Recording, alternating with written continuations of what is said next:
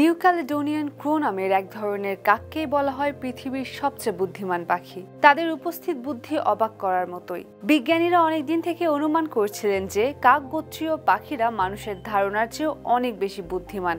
এবার নিউরোবায়োলজিস্টরা দেখিয়েছেন কিভাবে বিভিন্ন কৌশলগত সিদ্ধান্ত নেয়ার সময় কাকের মস্তিষ্ক বিভিন্ন বুদ্ধিদীপ্ত আচরণ করে, ঠিক মানুষের মতোই। যদিও মানুষ ও কাকের পূর্বপুরুষ ভিন্ন, পাখি বিশেষজ্ঞ আন্দ্রিয়াস নিয়েটার সম্প্রতি এ সংক্রান্ত একটি গবেষণা প্রকাশ করেন। তার মতে মানুষ একটি ঘটনা যেভাবে দেখে, কাক সে একই ঘটনা উপলব্ধি করে ভিন্নভাবে, কারণ মানুষ ও কাকের বিবর্তনের ধারাটি একদমই আলাদা। কাকদের ডাইনোসরের উত্তরসূরি হিসেবে ধরা হয়। এর অর্থ, যদি কাকদের চিন্তাশক্তি কিভাবে কাজ করে সেটা জানা যায়, তবে স্তন্যপায়ী প্রাণীদের বাইরের যে বিশাল জীবজগৎ অর্থাৎ পাখিদের মস্তিষ্ক সম্পর্কে খুব সহজে জানা যাবে।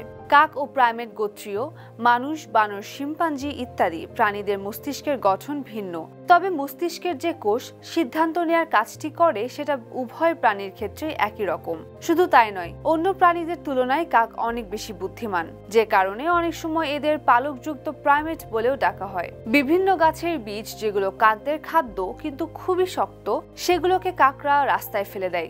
গাড়ি আসলে বীজগুলো ভেঙে যায়, পরে তারা সেগুলো খেতে পারে। শুধু তাই নয়, একটি কাক যে ঝাঁকের সদস্য, সে সেই ঝাঁকের অন্য কাকদের সঙ্গে সমাজবদ্ধ হয়ে বিভিন্ন কাজ করে। আর পাখিদের মস্তিষ্কের গঠন মৌলিকভাবে মানুষের মস্তিষ্কের চেয়ে আলাদা। তারপরও কাকদের দক্ষতা, বুদ্ধিবৃত্তিক ক্ষমতা অবাক করার মতো।